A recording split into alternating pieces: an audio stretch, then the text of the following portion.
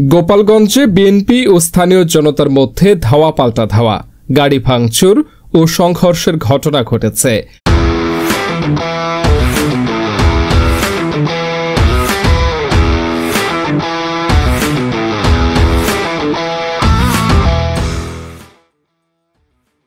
এ সময় কেন্দ্রীয় স্বেচ্ছাসেবক দলের ক্রীড়া সম্পাদক শওকত হোসেন দিদার নিহত হয়েছে।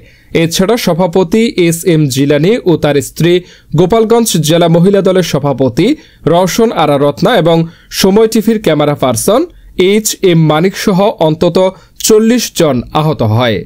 আহতদেরকে গোপালগঞ্জ 250 শয্যা বিশিষ্ট জেনারেল হাসপাতাল সহ বিভিন্ন ক্লিনিকে চিকিৎসা দেওয়া হয়েছে। শুক্রবার 13 সেপ্টেম্বর বিকেল সন্ধ্যার দিকে জেলা শহরের বেদগ্রাম মোড়ে পথসভা শেষ করে টুঙ্গিপাড়া রওনা হয়ে যান নেতৃবৃন্দ। যাবার পথে ঘোনাপাড়া মোড়ে আওয়ামী লীগের ব্যানার ফেস্টুন ছেঁড়াকে কেন্দ্র করে স্থানীয় জনগণের সাথে বিবাদে জড়ায় বিএনপি ও সহযোগী সংগঠনের নেতাকর্মীরা। এক পর্যায়ে উভয় গ্রুপের মধ্যে ধাওয়া পাল্টা ধাওয়া ও সংঘর্ষের ঘটনা ঘটে। এ সময় বেশ কয়েকটি গাড়ি ও দোকানপাট ভাঙচুরের ঘটনা ঘটে।